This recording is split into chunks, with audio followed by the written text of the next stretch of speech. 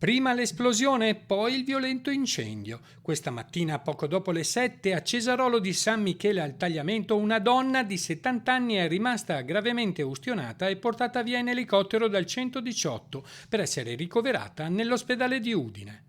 Suo marito è uscito fortunatamente illeso, sebbene al momento dello scoppio fosse anche lui all'interno dell'abitazione.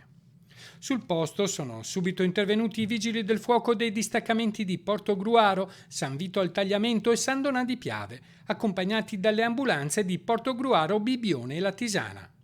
Sono tuttora ignote le cause dell'esplosione che ha distrutto gli interni della casa, devastando in particolare la cucina. Si ritiene che proprio qui